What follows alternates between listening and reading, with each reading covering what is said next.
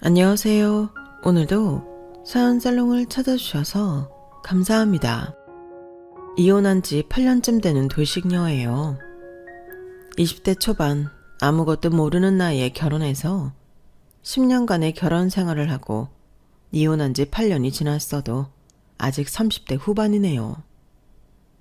이혼하고 아이와 먹고 살아야 하니 돈 버는 것에만 혈안이 되어 경주마처럼 정신없이 살아왔어요. 그러다가 가까스로 좋은 남자를 만나게 되어 재혼을 앞두고 있죠. 첫 번째 결혼 생활에서는 효자 남편과 악독한 시모를 만나서 아주 등골까지 쭉쭉 다 뽑아 먹혔어요. 등신 같은 효자 남편과 마녀 뺨치는 시모라니 정말 최악의 조합이죠. 게다가 시모가 운영하던 대형 식당에서 연골이 닳아 없어지고 만성 습진이 생길 정도로 뼈 빠지게 일하고도 제대로 된 월급 한 번 받지 못했죠. 오죽 억울했으면 제가 이혼할 때 전 남편에게 이렇게 외쳤어요. 이 재수없는 효자 새끼야. 며느리인 나만 부려먹고 호의호식하는 니네 엄마는 맨날 불쌍하다고. 노예처럼 고생한 나는 안 불쌍하냐? 이제 해방이다, 해방. 제 인생의 고생은 눈물로 얼룩진 10년의 결혼 생활뿐만이 아니었어요. 첫 번째 결혼 생활 전후로도 정말 고생 많이 하고 살았어요. 그렇게 열심히 살아오니 하늘이 감동했는지 이제서야 제게 여유를 좀 주시더군요. 강남 근처에도 못 가본 제가 이제 강남에서 제일 비싼 동네의 넓은 평수에서 아이와 함께 살고 있거든요. 이렇게 물질적인 여유와 심적인 여유를 함께 얻으니 몸둘 바를 모르겠네요. 여유롭게 사는 것도 겪어본 사람이나 잘 누릴 수 있는 것 같아요. 좀처럼 익숙해지지가 않네요. 사실 지금 재혼식을 올리기 전에 먼저 아이를 갖게 되었어요. 첫 번째 결혼해서 얻은 아이가 이미 훌쩍 커버린 상황에서 둘째 아이를 갖게 되니 아이 키우는 방법도 다 까먹어 버렸네요. 내년에 출산 예정이니 제 나이 39살에 둘째 아이를 낳게 될 줄은 꿈에도 몰랐어요. 새 생명이 태어나기 전에 제 인생을 쭉 정리해 보려고 해요. 한 번쯤은 제가 즐겨 찾는 사연살롱 여러분들과 제 인생을 공유해 보고 싶었거든요. 서로 자기가 살아온 얘기 주고받으면 왠지 그 사람이 더욱 친숙하게 느껴지잖아요. 제겐 사연살롱 구독자분들이 그런 존재거든요. 지금까지 인생을 시원하게 한번 털고 앞으로 건강하게 출산하여 새로운 남편과 새 인생 살고 싶습니다. 그럼 지금까지 제가 겪어온 이야기를 한번 시작해 볼게요. 끝까지 들어주시고 미진아, 지금껏 힘들게 살아오느라 수고했다. 한마디 남겨주시면 제게 큰 힘이 될 것 같아요. 저희 친정아빠는 천성이 참 착했어요. 돌아가신 우리 할머니나 엄마도 아빠에 대해 참 착한 사람이라는 칭찬을 많이 했던 것 같아요.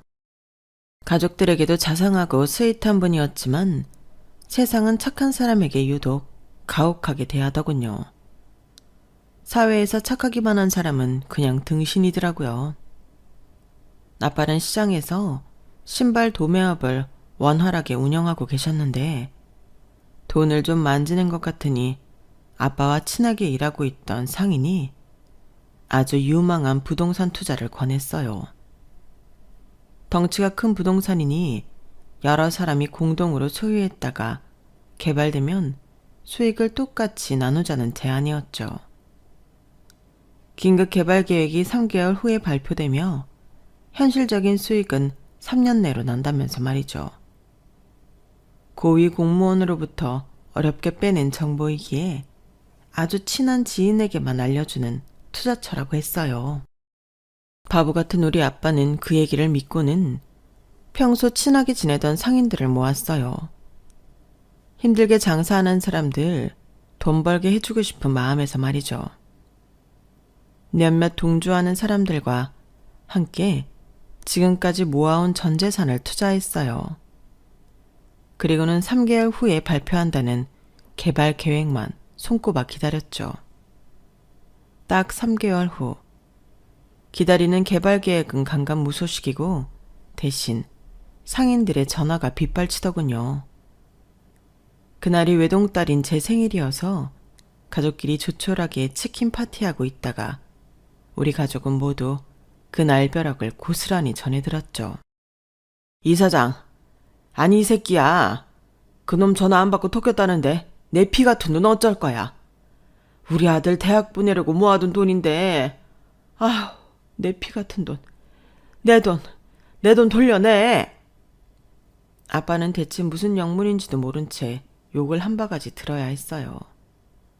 그리고는 바로 투자를 권했던 사람에게 연락을 취해봤지만 전화를 받지 않았죠.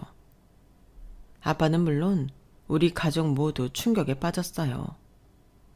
그리고는 아빠를 탓하고 욕하는 전화가 계속 빗발쳤죠. 이놈아, 너도 한통 속이지? 우리가 신발 팔아서 얼마나 번다고 그 돈을 다 뜯어갈 생각을 하냐? 그러고도 네가 무사할 줄 알아? 니네 가족만 잘 먹고 잘 살면 다 할 줄 아냐고. 완전히 사기였다는 걸 파악한 아빠도 피해를 본 상인들에게 해명하기 바빴어요. 박 사장님, 우리 다 같이 가서 그 부동산 눈으로 확인도 하고 서류상으로도 체크했잖아요. 저도 그놈한테 당한 피해자 중 한 명입니다. 제발 흥분 가라앉히시고 경찰한테 신고도 하고 우리한테 사기친 놈 같이 잡으러 갑시다. 뭐야? 니네 다 한통 속이잖아. 이 사기꾼 놈들. 네가 내 돈 대신 다 갚아. 우리 엄니 노후 비용까지 싹 다 털어넣었구만. 니네가 우리 엄니까지 다 죽인 거야. 네가 그놈 못 잡으면 니네 가족도 무사하지 못할 줄 알아. 급기야 우리 가족 얘기까지 나오자 아빠는 더 쇼크를 받으셨는지 호흡이 가빠지더니 뒤로 그대로 쓰러지고 말았어요. 빨갛게 충혈된 눈에서는 억울함의 눈물이 한 줄기 흐르더군요. 하지만 이미 의식은 없는 상태였죠. 엄마와 전 완전히 패닉 상태에 빠졌어요. 아빠, 이렇게는 안 돼요. 아빠가 왜? 아빠도 피해자인데 왜? 엄마와 저는 어떻게든 아빠를 살려보려 갖은 애를 썼지만 소용없었어요. 119 구급차에 실려가 응급조치를 받긴 했지만 이미 사후 경직되어 몸이 뻣뻣해졌다고 하더군요. 그렇게 제 생일날 유언 한마디 못 남기고 아빠는 돌아가시고 말았죠. 아빠가 장사하던 신발 도매 시장에서 우리 가족은 역적이 되어버렸어요. 더 이상 우리가 살던 집과 시장 근처에는 얼씬도 못하게 된 거죠. 엄마와 저는 다른 지역으로 이사를 가야만 했어요. 주부로만 살던 엄마는 외동딸인 저를 뒷바라지하기 위해 젓갈을 떼어다가 리어카에 싣고 팔기 시작했어요. 봄, 여름, 가을까지는 그래도 잘 버텼는데 원래 몸이 약했던 엄마는 겨울에 동상이 심하게 걸려 발가락이 썩기 직전 상태까지 가고 말았죠. 엄마, 병원에서 이러다가 엄마 발가락 잘라내야 할 수도 있다고 그러잖아요. 더 이상 리어카 끌고 나가지 마세요. 혹시라도 엄마까지 잘못되면 난 진짜 어떻게 살라고. 하나뿐인 딸내미인 제가 너무 걱정을 하니 엄마는 더 이상 노점 장사는 안 되겠다 싶었는지 한 식당에 일자리를 구했어요. 규모는 큰 식당이었지만 장사가 그렇게 잘 되는 곳은 아니었기에 종업원인 엄마가 그나마 수월하게 일할 수 있었죠. 아빠가 돌아가시고 땡전 한 푼 없는 상황에서 엄마 혼자 열심히 일한 덕분에 그래도 월세집에서 세 끼 밥 먹고 나름 평탄하게 살 수 있었어요. 하지만 하늘은 그 잠깐의 평화로움도 인정하지 않더군요.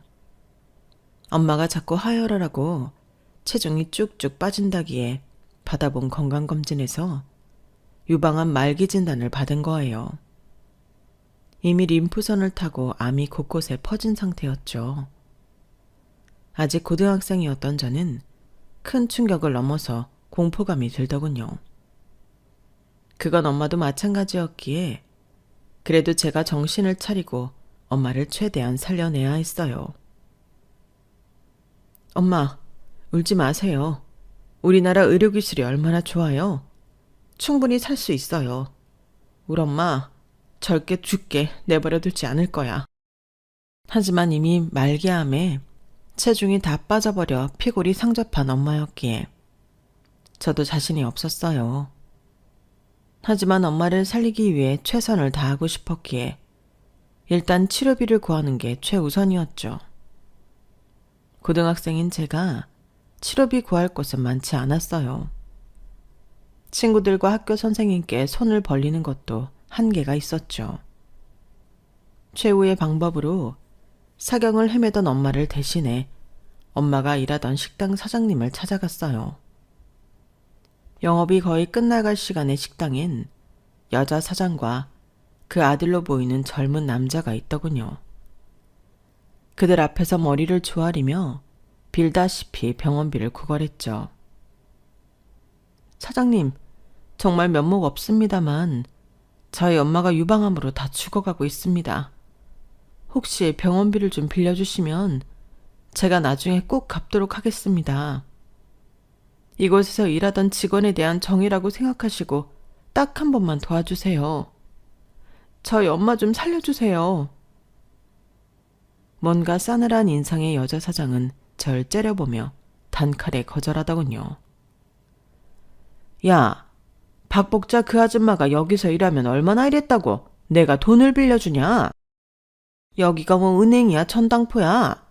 다짜고짜 돈 빌려달라면 내 주머니에서 돈 한 푼이라도 꺼내줄 줄 알았냐? 어서 돌아가. 네 이미 병간호나 제대로 해. 말기암이면 어차피 죽게 생겼구만. 뭐하러 관짝에 들어갈 사람한테 돈을 버리냐? 그냥 곱게 가게 내버려둬. 그 여자 사장의 말 속에 피눈물이 나고 한 대 치고 싶은 욕구가 턱까지 치솟았지만 꾹꾹 참고 무릎을 꿇었어요. 사장님, 한 번만 도와주시면 제가 엄마 간병을 마치고 난 후 이 식당에 와서 일할게요. 고등학교도 자퇴하고 하루 종일 일해서 이자까지 꼭 갚겠습니다. 우리 엄마 좀 살려주세요.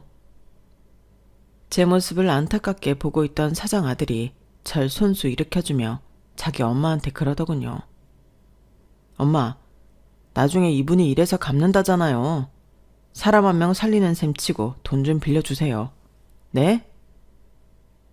사장 아들의 긴 설득 끝에 여자 사장에게서 돈을 좀 빌릴 수 있었죠.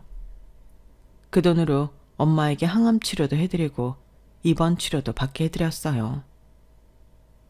전 고등학교를 자퇴하고 엄마 옆에 붙어서 돌아가실 때까지 지극정성으로 간병했고요. 엄마는 6개월 정도 살 수 있다고 했던 의사의 예상보다 좀 더 사셨어요. 10개월 정도 후에 엄마는 제 품에서 눈을 감으셨죠. 엄마 곁에서 간병했던 10개월 동안 전 매일 일기를 썼어요. 엄마에게 보내는 편지 형식으로 말이죠. 짬을 내서 기록으로 남기길 잘했다는 생각이 들더군요. 그리고 아빠를 허무하게 한순간에 떠나보낼 때와는 달리 엄마와의 이별은 마음의 준비라도 할 시간이 주어졌기에 그나마 다행이라고 생각했죠. 아직도 그때의 그 일기들을 볼 때면 마음이 찢어지고 가슴이 아픕니다.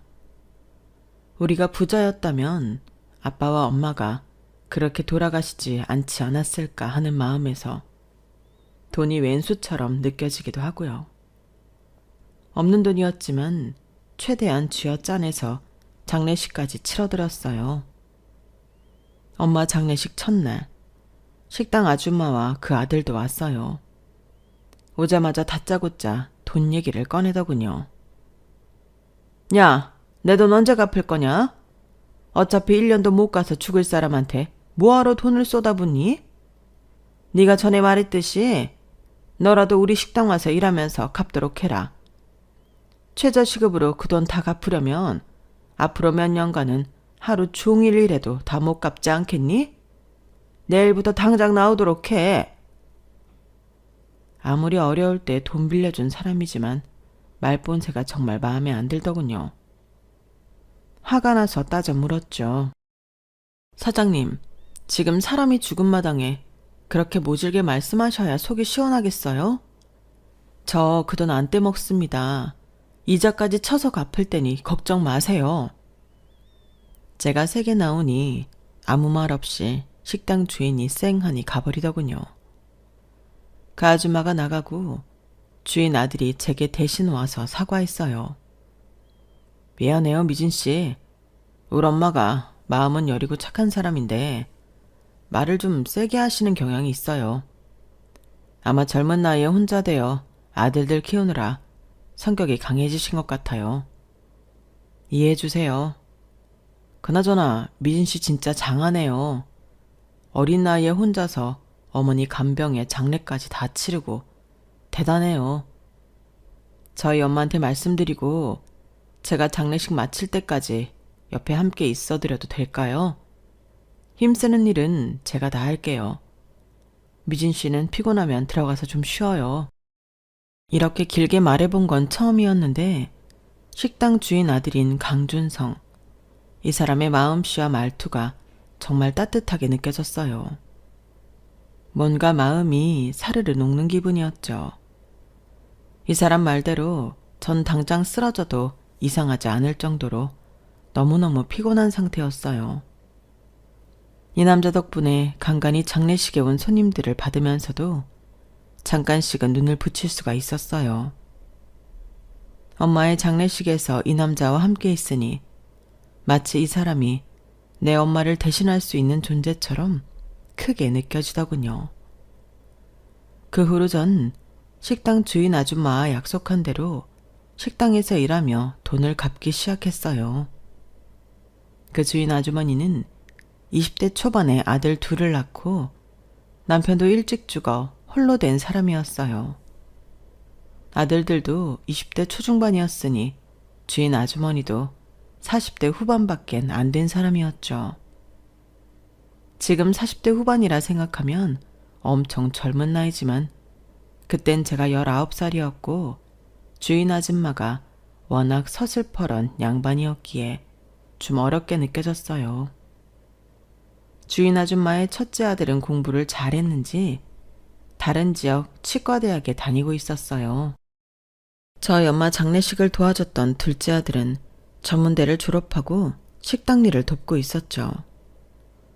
전 식당에서 일하며 자연스럽게 둘째 아들인 준성 씨와 가까워졌어요.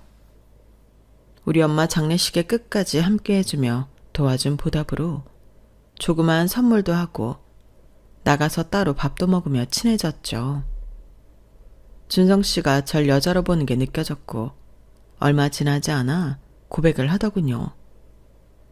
미진 씨 처음 우리 식당에 왔을 때 천사가 걸어 들어오는 줄 알았어요. 엄마 아프실 때라 울상이었으니 우울한 천사같이 보이더군요. 미진 씨의 하나뿐인 엄마가 돌아가셔서 마음은 아프지만 그 일을 계기로 미진 씨를 만날 수 있게 되어 행복합니다. 미진 씨 어머님이 우리 식당에서 일하실 때 제게 하셨던 말씀이 있어요. 딱 사위 삼고 싶다고요. 어머님께서 하셨던 말씀 우리 실행해보면 어떨까요? 미진 씨만 좋다면 내가 우리 엄마한테도 말씀드리고 정식으로 프로포즈도 할게요. 나 미진 씨 행복하게 해줄 자신이 있어요. 나만 믿고 따라와 줄래요? 그 말을 듣자 가슴이 콩닥콩닥 뛰면서 눈물이 주르르 흘러내렸어요. 진정하려 했지만 눈물이 주체가 안 될 정도로 많이 나더군요. 맘속으론 당연히 예스라고 하고 싶었지만 말도 못할 정도로 엉엉 울고 말았네요.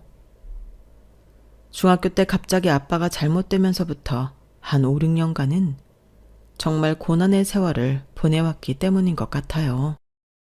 내 마지막 가족이었던 엄마까지 돌아가시고 나서 세상에 홀로 버려졌다고 생각했는데 누군가가 나타나서 새로운 가족이 되어주겠다고 하니 한 줄기 빛과도 같은 제안이었죠. 우린 그날부로 당장 커플이 되어 결혼을 추진했어요. 두근거리는 마음으로 예비 시모에게 말을 꺼내보았죠. 우선 아들인 남친이 먼저 얘기를 꺼냈고 예비 시모가 절 째려보며 저 멀리서 다가오더군요. 여시 같은 년이 결국엔 일을 냈구나. 어차피 난 어릴 적부터 똑똑한 내 아들 준영이만 믿고 의지하면서 살아온 사람이니 막내 준성이는 아무하고나 결혼해도 상관없다. 우리 큰아들 준영이는 장차 치과 의사가 되어 부잣집으로 장가 보낼 거니까 니는 이 식당에서 10년간 어디 한번 열심히 일해봐. 그럼 이 식당 물려줄 테니. 결혼 허락을 받아서 좋긴 했지만 큰아들만 죽자고 편애하는 예비 시모 얘기를 들으니 마음이 편치만은 않더군요. 바보 같은 남친은 본인보다 형을 더 좋아한단 예비 시모의 말을 직접 듣고도 그저 결혼 허락받았다는 사실에 기뻐하기만 했어요. 어쨌든 우리 커플은 나름 순탄하게 결혼에 꼴이 나게 되었고 시모와 합가하여 신혼생활을 시작했죠. 그 후로 10년간 매일같이 지옥이 펼쳐질 줄은 그땐 몰랐어요. 식당에서 일하면 10년 후 이 식당을 물려준다고 한 시모의 말만 믿고 우리 부부는 정말 열심히 일했어요. 내가 마치 이 식당의 주인인 것 마냥 주인의식을 갖고 손님을 더 끌어들이기 위해 머리를 썼죠. 큰 규모의 식당인 것에 비해 매출이 빈약했기에 인터넷과 책까지 뒤져가며 연구를 했어요. 메뉴를 개선하여 두세 가지 종목으로 집중했으며 포장 용기와 가격까지 차별화를 해 포장 손님들도 많이 받았어요. 우리가 길 가다가 누가 맛있는 냄새 폴폴 풍기며 맛있게 먹는 걸 보면 덩달아 먹고 싶어지잖아요. 그런데 우리 식당은 밖에선 안이 잘 보이지 않는 구조가 문제라고 생각해 오픈된 인테리어로 바꾸자며 시모에게 건의했죠. 돌아오는 첫 반응은 당연히 쌍욕이었어요. 일상생활에서 시모에게 하도 욕을 들으니 나중엔 별 감흥도 없더군요. 야, 이 년은 일은 안 하고 맨날 돈 쓸 궁리만 하지. 내가 하찮은 널 왜 며느리로 받아준 줄 알아? 이 식당에서 공짜로 일 시켜 먹기 위해서야. 멀쩡한 인테리어를 왜 바꾸러 들여? 그 돈이 다 얼마인 줄이나 알아? 햇소리 하지 말고 당장 가서 일해.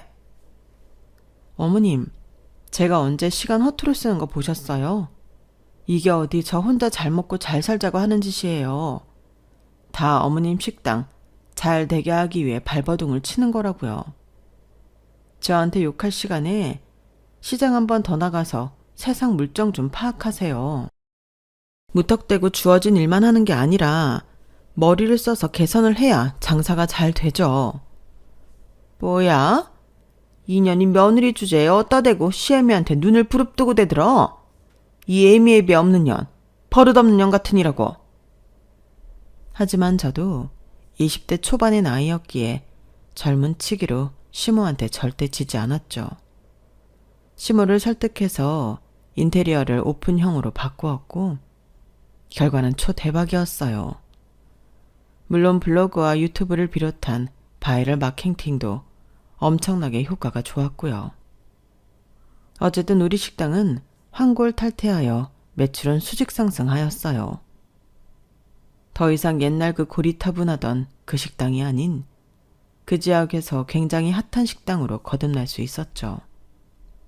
매스컴에도 여러 번 소개되었고 순수익도 장난이 아니었어요. 그야말로 대형 인기 식당이 된 거죠. 그렇게 되기까지 정말 저는 눈물겨운 노력을 했어요. 저와 남편은 그렇게 뼈 빠지게 일하면서도 월급 한 번 제대로 받지 못했어요. 그저 식당 사장인 시모로부터 반찬값, 생활비 정도만 받을 뿐이었죠. 지금 생각하면 진짜 바보 천치가 따로 없지만 그땐 우리 부부 둘 다 어렸고 시모의 약속을 굳게 믿고 있었기 때문이에요. 10년만 식당 잘 운영하면 우리 부부에게 물려준다던 시모의 약속 말이죠. 하지만 그렇게 믿고 있던 시모로부터 10년 후 뒤통수를 망치로 3개 맞을 줄은 꿈에도 몰랐죠. 만일 애초에 알았다면 그렇게 열심히 일하지도 않았을 테고 정당한 월급을 받아냈을 거예요. 순진했던 우리 부부는 잠자는 시간을 제외하고는 연중 무휴로 식당 일에 매달렸어요. 몸과 마음이 다 지쳐버린 탓인지 쉽게 아기 천사가 찾아오지 않더군요. 1년, 2년이 지날수록 마음 한구석이 조급해졌죠. 식당이 잘 되어 직원을 많이 채용하자 시모는 오히려 밖으로 돌더군요. 50살 되기 전에 많이 즐겨야 한다며 맨날 놀러 다니느라 바빴어요. 그런데 시모가 어느 순간부터 좀 뚱뚱해지더군요. 삐쩍 고른 몸이었는데 갑자기 배만 볼록하니 나왔어요. 어느 날은 식당을 마치고 집에 돌아가려는데 시모가 우리 부부를 앉혀놓고 웬 70대 할아버지를 불러다가 소개를 시키더라고요. 인사해라. 내 남자친구시다. 우리 곧 결혼한다. 뱃속에 아기가 생겼지 뭐냐. 나이 49에 임신을 하다니 참. 그래도 이미 생긴 생명을 어쩌겠냐. 축하해 주렴. 우리 결혼식까지 성대하게 치를 생각이니 니네가 협조 좀 해라. 세상에나 시모가 49살에 임신을 해서 배가 그렇게 나온 거였다니. 아직 20대인 전 임신을 하려 해도 잘 안 돼서 고민이 많던 차에 시모가 애를 먼저 갖다니 전 너무 놀라 뒤로 자빠지는 줄 알았어요. 새 시부라며 인사시키던 나이 70줄의 할아버지는 보통 사람은 아니더군요. 좀 쎄한 느낌이 있었죠. 첫 만남에 우리 부부에게 돈을 요구했거든요. 남들은 이 나이에 애를 갖게 되어 창피하지 않냐고 하지만 난 얼마나 자랑스러운 줄 몰라. 나의 정력이 아직 죽지 않았다는 것인께 말이야. 어쨌든 각설하고 이 세상에서 제일 중요한 건 돈인께. 너희들 시애미 임신 축하금은 당연한 거 아니겠니? 족보를 다 뒤져봐라.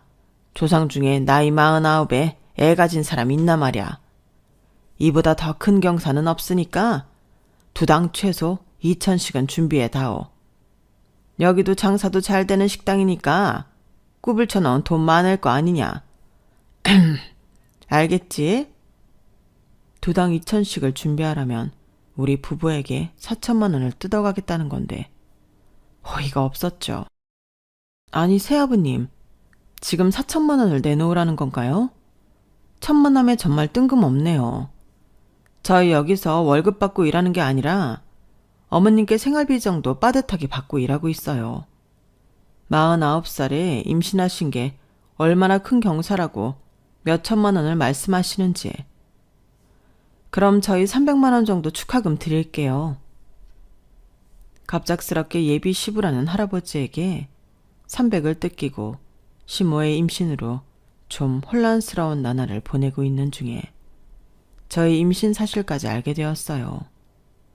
삼신할매가 한 지붕에 2명의 아기를 점지해 주셨더군요. 시모가 지독한 입덧을 거쳐 태교 여행이며 아기 옷을 산다고 밖으로만 돌며 저에게 식당 일을 다 시킬 동안 묵묵히 들어줬어요. 그런데 제가 임신했다고 하자 식당 일이며 집안일을 그대로 다 시키더군요. 정말 빡쳤죠. 어머님, 저 혹시라도 애기 잘못될까봐 이렇게 계속 고강도의 일은 못하겠어요. 식당 수익이 이렇게 많이 나고 있으니 가서 도우미 알아볼게요. 뭐? 집안일이 뭐 그렇게 많다고 하기 싫어하더냐? 참, 난 이제 만삭에 가까우니 아무것도 못하겠다. 너희가 알아서 해라. 난 새 시아버지랑 여행이나 갈라니깐. 그제서야 겨우 가사 도우미를 쓰면서 집안일에서는 손을 뗄 수 있게 됐어요. 식당 일을 거의 남편에게만 맡기고 많이 쉬었죠. 진작 그렇게 했어야 하는 걸 내가 다 해야 한다고 생각했던 게 미련하게 느껴지더군요. 그런데 만삭이 되고 며느리인 저의 배도 점점 불러올 때쯤 또 하나의 사건이 터졌어요. 바로 새 시아버지라는 그 능구렁이 같던 양반이 자취를 감춘 거였어요. 아들아, 나 출산할 날이 얼마 안 남았는데 네 시아버지가 내 돈이랑 준성이 돈 갖고 튀어버렸다. 며칠간 연락이 안 돼. 아유, 어쩌냐 내 돈. 식당에서 벌어놓은 돈 다 갖고 가버렸다. 이런 미친 인간 같으니라고. 뭐라고요? 어머님, 아니 여보, 당신 돈까지 가져갔단 말이에요? 그 할아버지한테 언제 준 거예요? 등신 같은 남편은 우물우물하며 대답하더군요. 미안해 자기야. 새아버지 될 분이 돈 달라고 하니 줄 수밖에 없었어. 우린 식당에서 또 돈 벌면 되잖아. 엄마랑 나랑 합쳐서 몇 억 뜯기긴 했지만 그냥 다 잊고 새 출발합시다. 남편의 말인지 방구인지 모를 바람에 화가 머리끝까지 나더군요. 뭐? 새 출발? 개똥 같은 소리하고 자빠졌네. 당신 이제 아이 아빠가 될 사람이 돈 한 푼 없어서 어쩌려고 그래. 아, 내 팔자야. 얼른 경찰에 신고해서 당장 그 돈 찾아와. 하지만 작정하고 도망간 노인네를 찾기란 어려워 보였어요. 대체 어느 구석에 잘도 숨었는지 경찰도 그 노인네를 찾지 못하더군요. 그렇게 수익을 날리고 난리난 상황에서 시모는 출산을 했고 저도 몇 개월 후 출산했어요.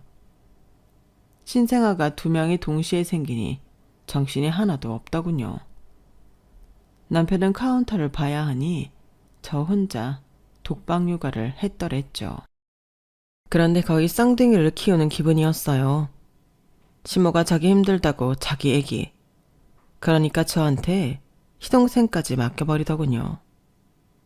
하루에 2-3시간밖에 못 자는 나날들이 계속되자 미쳐버릴 지경이었죠.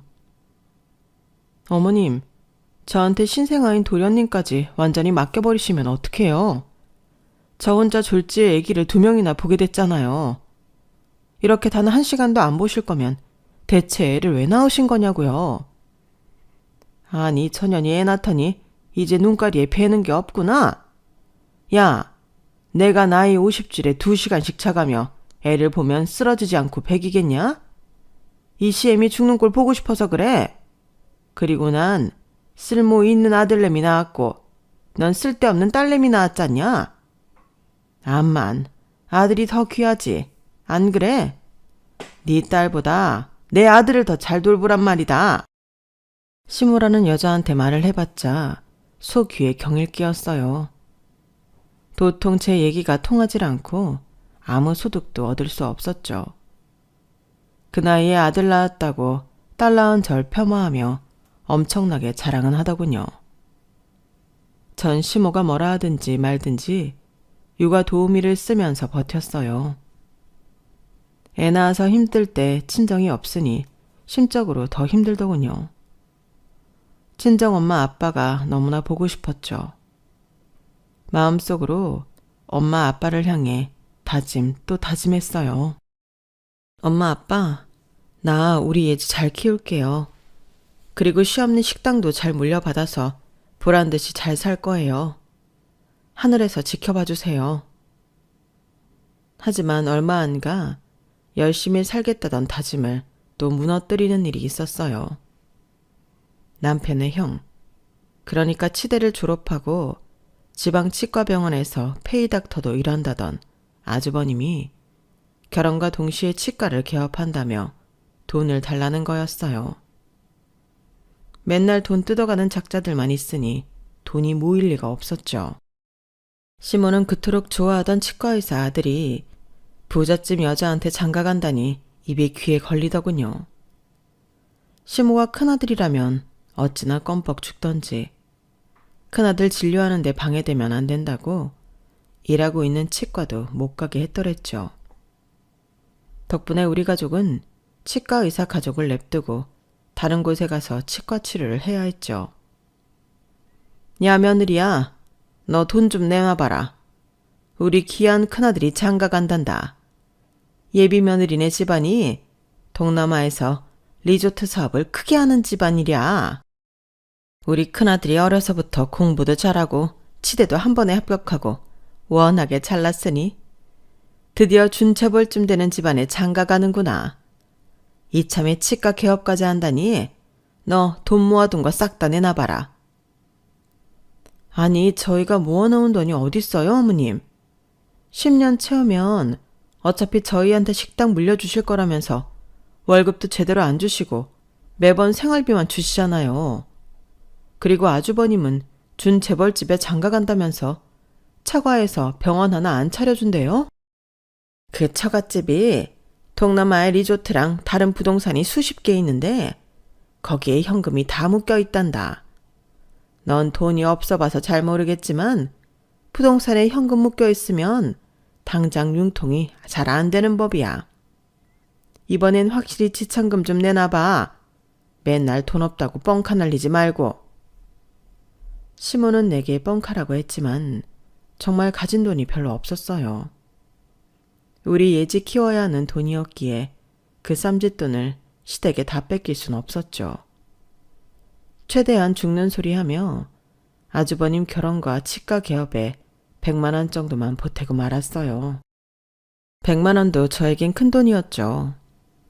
평소에 우리와 왕래도 잘 없어 남이나 다름없던 아주버니는 치과를 개원했어도 우리 가족을 부르지도 않더군요. 결혼은 호텔 결혼식장에서 또 얼마나 성대하게 치러졌던지 생전 그렇게 화려한 결혼식은 처음 봤더랬죠. 아주버님의 결혼식에만 수천만 원을 쓴 것 같더라고요.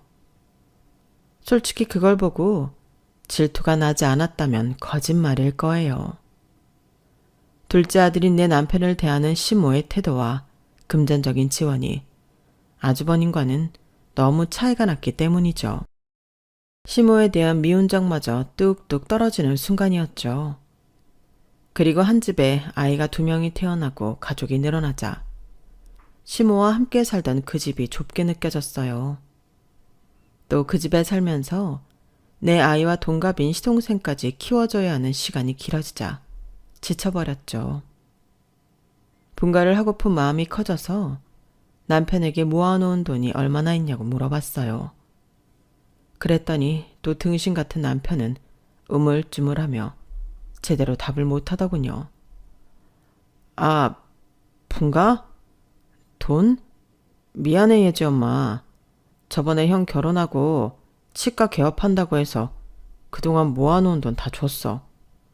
우리 엄마가 너무 간곡히 부탁하시길래 말이야. 남편이 착해서 좋았고 결혼까지 했지만 살면서 보니 착한 게 아니라 우유부단하고 등신 같은 성격이었더군요. 또 돈을 시댁에서 다 갖고 갔다는 사실에 머리끝까지 화가 났죠. 뭐? 미쳤어? 그 돈은 예지한테 쓰려고 조금씩 모아놓은 거였는데 그 돈까지 시댁에 다 바쳤다고? 자기 형 재벌집에 장가 갔다며. 우리가 거기서 도움을 받아도 시원찮을 판국에 뭐? 아, 나 4명에 못 살겠네 진짜. 전 너무 억울한 맘에 시모한테 바득바득 우겨서 1년에 걸쳐 그 돈을 다 받아냈어요. 시모는 제게 지독한 년이라고 욕했지만 저라도 지독해지지 않으면 평생 돈을 한 푼도 못 모을 것만 같은 위기감이 들었거든요. 제가 갚아야 할 돈은 진즉에 다 갚았죠. 등신 같은 남편에 대한 정도 뚝뚝 떨어지고 있었죠. 그렇게 살얼음판을 걷는 듯한 위태위태한 결혼 생활이 지속되고 시모가 약속했던 10년이 다 돼가고 있었어요. 10년만 버티면 이 식당을 우리 부부에게 물려준다 했으니 전 그것만 기다리며 쎄빠지게 식당 일을 하고 있었죠. 10년이 다 돼가고 시모에게 넌지시 이야기를 꺼내봤어요. 어머님, 이제 저희 부부 결혼하고 이 식당에서 일한 지 10년 다 돼가니 저희가 물려받아서 계속 운영하면 되는 거죠? 그럼 이제 식당 수익도 저희가 관리할게요. 뭐? 또 쓰잘데기 없는 소리 짓거린다. 이 식당 우리 큰아들한테 물려줄 테니 그렇게 알아라. 전 너무 놀라 뒤로 자빠지는 줄 알았어요. 그동안 팔이 날리던 식당을 이렇게까지 키운 게 누구 덕인데, 아무리 아줌마를 쓴다고 해도 레시피며 모든 시스템을 알고 있는 게 저이니 온몸에 파스 붙여가며 굳은 일까지 다 했는데, 이제 와서 치과 의사하는 큰아들에게 이 식당을 물려준다니 망치로 뒤통수를 크게 얻어맞은 느낌이었죠. 분노가 치밀어 올랐어요. 어머님, 그게 무슨 말씀이세요? 10년 동안 이 식당에 제 저물물 다 바쳐 일해왔는데 누굴 줘요? 멀쩡히 치과 의사하고 있는 아주버님한테 식당 운영을 맡긴다고요? 그럴 순 없어요. 어머님, 단단히 거짓말쟁이시군요. 아들 부부한테 무려 10년 동안 뻥치신 거예요? 네 참, 진짜 그렇게 하시면 저희 절대 가만히 있지 않을 거예요. 뭐시라고? 니네가 가만히 있지 않으면 어쩔 건데, 시애미를 죽이기라도 한단 말이냐? 어디 죽여봐라. 내 재산 다 뺏어 가보라고. 허. 이렇게 전 심호와 한바탕 하고 있었고, 등신 같은 남편은 옆에서 누굴 말려야 할지 몰라서 어리버리 하고 있었죠. 그러던 중 식당으로 아주버님이 불쑥 찾아왔더군요. 그런 일은 거의 없었기에 저희 가족은 놀란 눈으로 시아주버님을 쳐다봤어요. 아니, 우리 큰아들이 웬일로 엄마 식당에 찾아왔네? 무슨 일이라도 생긴 거니? 아주버님은 다 죽어가는 표정으로 웬 서류를 내밀더군요. 엄마, 정말 죄송해요. 저번에 저 믿고 찍어주셨던 도장 때문에 모든 게 다 날아갔어요. 어? 그게 무슨 말이냐, 우리 아들? 저번에 보증 서준 거, 그게 잘못됐다는 거냐? 아니, 니네 처갓집이 준 재벌인데 그쪽 관련해서 아무 문제 없다고 했잖냐? 그렇게 돈 많던 사람들이 갑자기 폭삭 망했다는 거야, 뭐야? 대체 무슨 말이야, 그게? 와이프 집도 부모도 다 가짜였어요. 엄마, 얼마 전에 낳은 우리 쌍둥이들도 내 자식이 아니었어요. 유전자 검사해봤더니 불일치래요. 어떡해요, 엄마.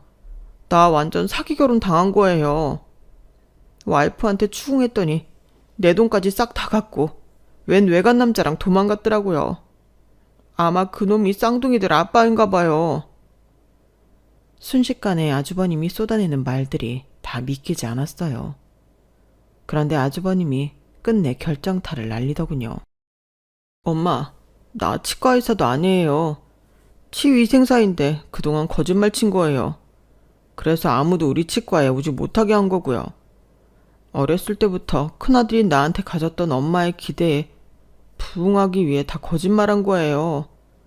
죄송해요. 시몬은 아주버님의 연속된 폭탄 발언을 듣고는 그 자리에서 쓰러졌어요. 바로 119를 불러서 골든타임을 놓치지 않았고 수술을 통해 다행히 별 문제 없이 태어날 수 있었죠. 아마 시모가 아직 50대였기에 회복이 빨랐는지도 모르겠어요. 어쨌든 지금은 연대 보증이 폐지됐다고 하지만 그때만 해도 8년 전이라 보증 잘못 써면 온 집안이 폭삭 망하던 때였죠. 그렇게 장사 잘하던 식당까지 빚쟁이들한테 넘어가고 집까지 뺏긴 채 우린 다 길바닥으로 나앉게 되었어요. 진짜 무서운 사채업자들이 협박하는 통에 다 들어줄 수밖에 없었죠. 하지만 예지를 길바닥에서 키울 수는 없었으니 전 지인의 집으로 아기 용품만 챙겨서 들어가게 됐어요. 고맙게도 남편과 저 그리고 예지까지 세 식구를 받아준다고 하더군요. 시모는 아직 어린 시동생을 데리고 그토록 좋아하던 큰아들과 함께 살기로 했어요. 거기도 전재산 다 뺏기고 어렵긴 마찬가지였지만 그래도 기거할 곳이 없으니 어쩔 수 없는 노릇이었죠. 그런데 남편이 그러더군요. 우리 엄마는? 불쌍한 우리 엄마랑 내 어린 막내 동생을 버리고 따로 살자고? 그럼 나보고 어떡하자는 거야? 내 친구가 우리 세 식구 지낼 방을 내준다는 것도 감지덕지한 일인데 시모랑 시동생까지 함께 살 방도 내달라고 해? 그리고 지금 어머님만 불쌍하다는 거야? 무일푼이 된 나랑 예지는 안 보여? 그렇게 당신 엄마가 좋다면 쫓아가서 같이 살든가. 제 말에 묵묵히 절 따라올 줄 알았어요. 하지만 마마보이 등신 천치 같은 남편의 선택은 자기 엄마였죠. 미안해 자기야. 일단 엄마를 좀 돌보러 형네 집에 가서 당분간 있을게. 아무래도 걱정이 돼서 말이야. 뭐? 지금 나랑 예지는 버리고 시댁 식구들만 챙기러 가겠다는 거야? 당신 제정신이야? 갈 거면 나랑 이혼 도장 찍고 가. 도저히 등신 같은 당신 못 믿고 살겠어. 나 진짜 미쳐버릴 것 같다고. 그렇게 남편과 허무하게 이혼 도장 찍고 갈라서게 됐어요. 그놈의 악독한 시댁 식구들이 뭐 그리 불쌍하다고 눈물까지 짓는지 이해할 수 없었죠. 남편과 깨끗하게 갈라서니 오히려 홀가분했어요. 오롯이 저 혼자 아이를 키워야 했지만 다소 여유 있는 경제 상황의 주부 친구가 너무 고맙게도 우리 예지까지 등하원 시켜준다는 말에 아이를 맡기고 일을 할 수 있었어요. 우리 예지를 먹여 살려야 한다는 절박한 심정으로 전 닥치는 대로 살 길을 찾았어요.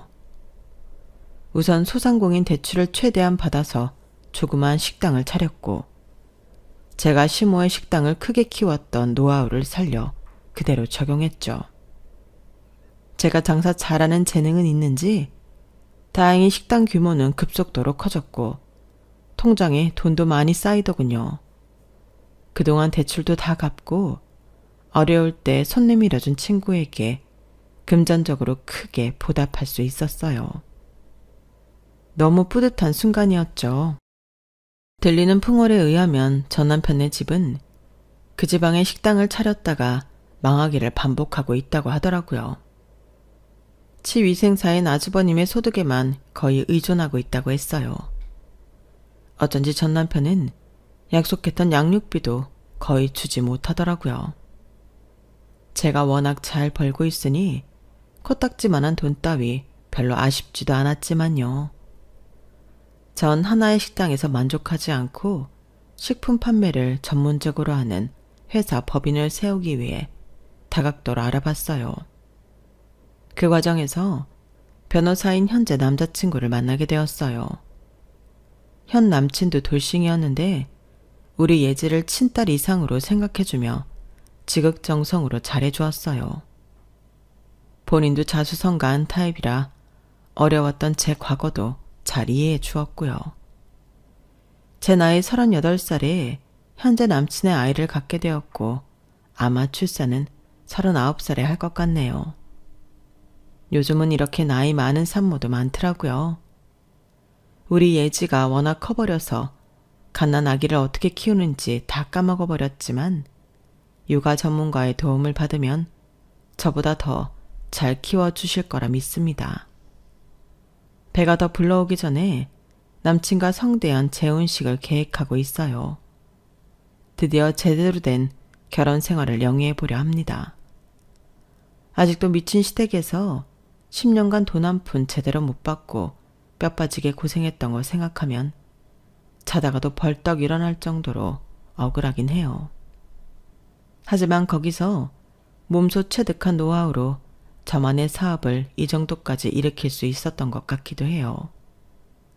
이를 두고 절 죽자고 일시켜 먹은 시모한테 감사하다고 해야 할지 참 애매하네요. 어쨌든 그쪽은 나락에 빠져있고 전 천국에 있으니 최종적으로 제가 승리한 거 맞겠죠? 이제 새로운 가정에 집중하여 행복하고 평온하게 살아보려고 해요. 지금까지 쎄빠지게 고생했으니 저 행복할 자격 충분하죠. 저보다 더욱 열심히 살아오신 여러분께서도 행복을 누릴 자격 있습니다. 우리 모두 더 더 행복해지자고요. 지금까지 제 인생 이야기에 함께 공감해 주셔서 정말 감사드려요. 여러분, 사연 댓글에 응원과 현명한 조언 부탁드려요. 좋아요와 구독은 저에게 큰 힘이 됩니다. 오늘도 좋은 일 가득하세요.